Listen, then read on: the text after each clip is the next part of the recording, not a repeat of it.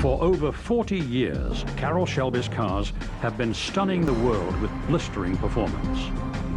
It didn't matter whether he was at the wheel or commanding a racing team. Shelby was destined to win.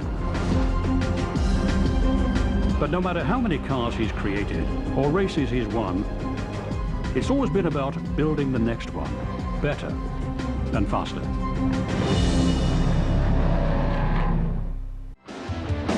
From his powerful Cobra roadsters and coupes to his Cobra-inspired Mustang GT 350s and GT 500s, Carroll Shelby has created an array of incredible cars that are as beautiful as they are fast. Loyal fans know that these cars are meant to be driven, not just admired. That's why you see Shelby cars worth hundreds of thousands of dollars racing at the annual Shelby American Convention and other venues. Enhancing the appeal of the car's sheer power is knowing that you're driving something created by one of the true legends of motorsports, Carroll Shelby. Every car he's touched is a testament to his skill at putting together a talented team that knows how to build cars to compete on the world stage. Carroll Shelby's fascination with cars and speed started when he was very young, growing up in Leesburg, Texas. From my father was a rural mail carrier. He loved cars, and although he grew up before the era of cars, he was a rural mail carrier. He had a, first thing I remember is a 28 Whippet, and I loved to stand up on the floorboard when we'd go on his mail route and ask him to go faster, Dad. His father loved Shelby's enthusiasm for speed. He took his son to the races, held on small oval dirt tracks. There, he watched the birth of stock car racing. By the time he was in high school, he couldn't wait to get his license. He dreamed of going fast like his racing idols. Now, the day I got my license at 14 years old, I've been raising Cain with my dad to get my license. He had a 34 Dodge. I said, let me take you to work, Dad. He went to work at 4 o'clock in the afternoon, and at 5 o'clock I had a ticket for 80 miles an hour, and I didn't get to drive for 6 months. After he graduated from high school, he joined the Army Air Corps in 1941.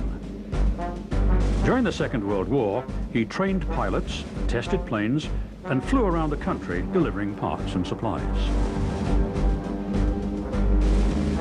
In 1945, after the war, Shelby went home to Dallas and searched for his true calling. Cars kept calling his name. I got out of the Air Force. I was a pilot for 5 years and fiddled around with businesses. I'm not an 8 to 5 guy. I can't be structured. So after 4 or 5 years, I said to myself and my family, I'm going to get into automobiles. It's the only thing that I ever think about all the time anyway. And I started driving sport cars with a friend of mine, Ed Wilkins, in Dallas. Shelby was tearing up the Texas tracks by the 1950s. His reputation started to grow as a skilled competitor behind the wheel. He didn't earn very much, but it was clear he was meant to race. He had the fixed determination that all champions need. His natural talent, will, and the skills he developed earned win after win. As Shelby started to amass a string of racing victories across the United States, his reputation grew. By 1954, his rising status as a driver secured him a berth on a factory team. This provided him the chance to compete in Europe. Shelby's remarkable skills continued to grow. Out of the 111 sports car races he completed, he won 50 and was named Driver of the Year by a number of magazines. In 1959, Carroll reached the pinnacle of his driving career when he won the fabled 24-hour race at Le Mans. Unfortunately, a heart problem cut his racing days short after that win. And I didn't drive race cars but about 10 years, but when I finished in 1960, I'd been on nitroglycerin pills for a couple of years with a heart problem. I won the national championship for about the 5th or 6th time, and said, that's it. Though he'd retired from racing at 31, he wasn't ready to sit on the sidelines. Shelby wanted to build his own sports and racing cars. He first tried to develop an alternative to the Corvette when the president of GM, Ed Cole, gave him a couple of the Chevrolets. GM's engineers were outraged. I took them to Italy and put aluminum bodies on them. He called me one night and said, Shelby, I never gave you those cars, and found out the chairman of the board had found out, and Zora Duntov and a couple other guys had gotten to the chairman. They didn't want anybody but their GM guys building them, so that was that. In 1962, another opportunity presented itself when AC Motor Cars of England lost their engine supplier. Shelby had an idea. Bristol Engine quit building engines. They were using little 120 horsepower Ford V6 in England, so I contacted them, contacted Ford. The Icoca loaned me $25,000 and told the guys to get me out of the office before I bit somebody if I thought I could build a car that could outrun a Corvette. Thanks to Iacocca, he had the engines, and AC gave him the bodies. He shipped his V8s to England, where 2 prototypes were built. It was time to test the cars. Stuffing Ford's more powerful V8 engine into the lightweight AC transformed the car. It hit 150 miles per hour on its first run.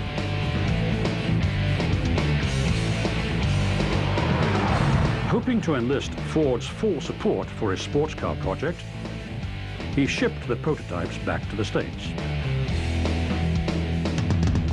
They signed on after they saw the car and watched the test footage. Next stop, the New York Auto Show, to introduce the car to the media and the public. The car needed a name before he could publicize it. It came to him one night in a dream. He called it Cobra. By 1963, his Cobra was ready to strike. People loved the car right from the start. It even inspired a songwriter, Carol Connors, to create a pop tune celebrating the Cobra. Kids all over the country dreamed about the Cobra. While kids raced them at home, the real action for the Cobra was on the track. The Cobra roadsters showed up in races and took on the Corvettes. As Shelby had predicted, his cars were nearly unbeatable.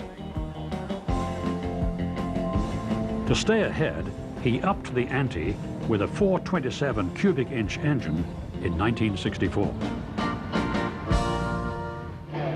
The Cobra was nearly invincible in America, but Shelby wanted to take on the world. It was time to challenge Ferrari in Europe. This was harder than he thought. Ferrari's GTOs were more aerodynamic and better suited to Europe's tracks. Shelby started work on a new car.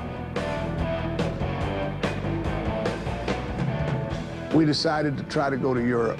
We didn't have much money, and Castrol, Goodyear, kicked in some money. Ford kicked in a little. We built the Daytona Coupe.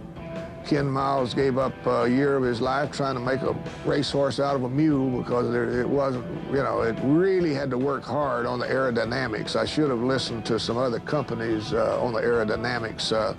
Ford's Aeroneutronics and Benny Howard, an old friend of mine. If I'd listened to him, we'd have been 6 months ahead. While the team might have done it faster, the result was stunning. The aerodynamic Cobra Coupe was ready to race in 1964. Its slippery body enabled it to pass the 150 miles per hour limitation of the Cobra Roadster. Its first outing was at Riverside, California, with Ken Miles at the wheel. It bested the track record when Miles saw the speedometer hit 183. The Cobra Coupe was now set for its first race, Daytona. This car led the race for 6 hours as the competition sped around the Daytona Speedway. With only a few laps remaining, the Cobra had to pull off to refuel. A hot brake ignited some spilled gasoline and the car caught fire. One of the crew members was engulfed in flames, but only suffered superficial burns. But that race was over. They refurbished the car and prepared it for the upcoming event at Sebring. They didn't have to worry about fire. The skies blackened and it started to pour. The pits were flooded, and some said it was more like a boat race than a car race. It was sink or swim, and the Cobra Coupe roared to victory. Ford rewarded Shelby by giving him the money he needed to take his cars to Europe. Shelby and his team looked forward to taking on Enzo Ferrari during the 1964 European racing season. But we went to Europe and made it outrun the Ferrari GTOs, but mainly because of GTO, we had a probably honest 100 horsepower on them if we needed it. Ferrari withdrew from the GT class, and this left the more powerful Shelby Coupes all the room they needed. Shelby won the coveted 1965 World GT Championship. But what to do with the battle-scarred cars? Shelby thought he'd just leave them in Europe. After we won the World Championship, I started not to even ship them home. You know, used race cars didn't used to be worth much, but there was 6 of them. One of them sold for $6 million the other day, so another stupid Shelby. No one could have imagined that the cars would be worth millions of dollars one day. Shelby hauled the cars home and sold them to team members and friends for as little as $1,500. You just never know. On the heels of his success with the Cobra and the Cobra Coupe, he was tapped by Ford to help them win Le Mans. He was swept up in a feud between Henry Ford II and Enzo Ferrari that started after Ferrari turned down Ford's offer for his company. Ford had poured millions into his attempt to dethrone Ferrari. Engineers and racing specialists were brought together to create Ford Advanced Vehicles in 1963. They had adapted an existing body from the British firm Lola and put it on a chassis with a Ford V8, an idea similar to Shelby's use of the AC body for his Cobra. The cars stood 40 inches high and were dubbed the GT40s. When they turned up at Le Mans in 1964, they were sidelined with transmission and engine problems. Of 10 races in 1964, they didn't complete any. Henry Ford was not happy. Shelby got a call. Ford didn't care what it cost. He told him to win. After the GT40s were shipped to Los Angeles, the Shelby American crew started work night and day on the cars. It was a major overhaul. Engines, wheels, and tires, everything was tested, and then changed if it didn't look as though it could be the best. Shelby put in the trusty Ford 289 that powered his Cobras. It was hard work, but he knew this was a once-in-a-lifetime opportunity. Well, there's never been a program like that, and I'm so happy to have been a part of that, because You couldn't have a program like that at General Motors. You couldn't have a program like that anywhere except Ford Motor Company, because Mr. Ford ran Ford Motor Company. Shelby's revamped GT40s were ready to take on the world at the 1966 Le Mans. It's one of the toughest races in the world. 24 hours of non-stop, high-speed driving tests the cars, the drivers, and the teams.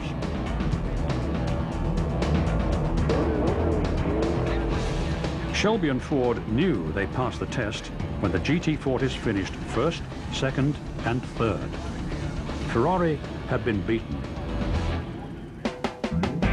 This victory made Shelby's legend grow even larger. While he'd helped to vanquish Ferrari in Europe, there was still a domestic foe to conquer. The Chevrolet Corvette was once again in Shelby's sights. Ford had introduced the Mustang in 1964 and set off a buying frenzy. It inspired a string of so-called pony car imitators, but it wasn't a real competitor. So Icoca called me one day and said, we sure want to make this a sport car. Says, my guys said we couldn't do it. Do you think we can? I said, well, I might. Shelby assembled a team that tore into the car, putting in a more powerful engine, better brakes, better suspension, and they got rid of excess weight by tearing out the rear seat.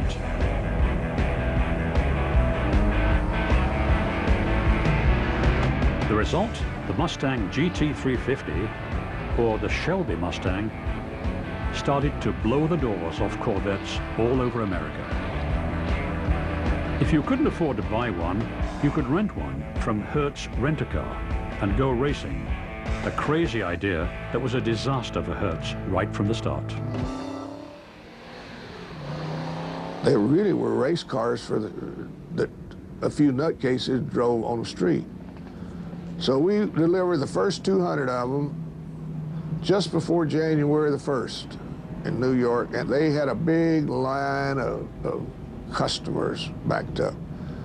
They took those cars, and the next day a big ice storm hit, and 40 of them got totaled. A bunch of them got bent up, and the president of Hertz called me and he says, Shelby, I wish you'd come get these son of bitches, because it ain't working, and I'm afraid I'm gonna lose my job.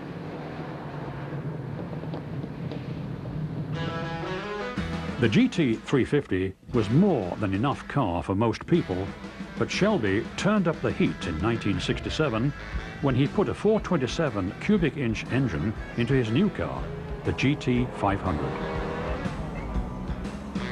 These cars have become hot collector's items and still turn heads wherever they're driven. After years of working with Ford, Shelby followed his mentor, Lee Iacocca, to Chrysler. Instead of big muscle cars, he went to work putting some muscle into Dodge's lineup of small cars.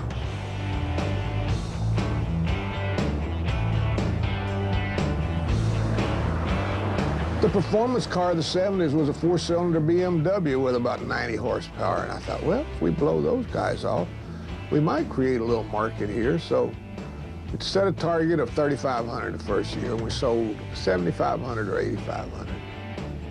We wound up that little engine at our performance center in California, building the GLH that still wins the stock races. Turning compact cars into high-performance rockets foreshadowed the tuner craze made famous in the film The Fast and the Furious. The most popular form of motorsport that there is now are these guys in their little pocket rockets. But we built a lot of those things at Chrysler very successfully. While that was fun, Shelby couldn't turn down the chance to build another high-performance sports car. Chrysler's vice chairman at the time, Bob Lutz, approached him with an idea, the logical follow-up to a Cobra, the Viper. My job in building the Viper, I'd built one that weighed 2,900 pounds in California with John Fernandez.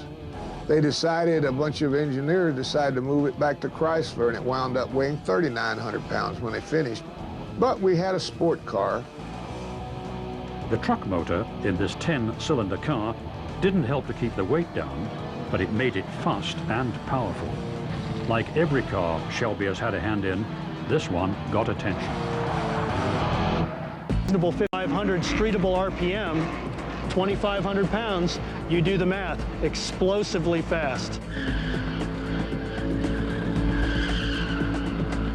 But some longed for something that was closer to the original AC Cobra.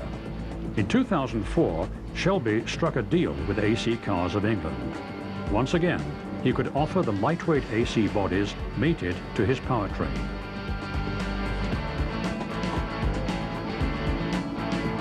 You could order a car with a classic Ford 289 or something larger. It was up to the buyers to decide how retro they wanted to be. While some were looking back, others thought about what the Cobra of tomorrow would look like. Ford introduced its 600 horsepower, 3,000-pound vision of the future in January 2004. This concept car was the rage at the Detroit Auto Show. The 81-year-old Shelby took a test drive at the Irwindale Raceway before it was unveiled to the public.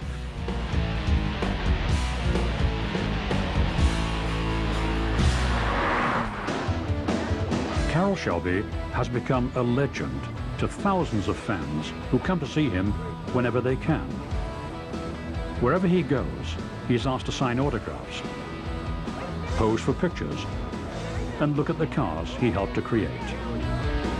It's a phenomenon that keeps growing.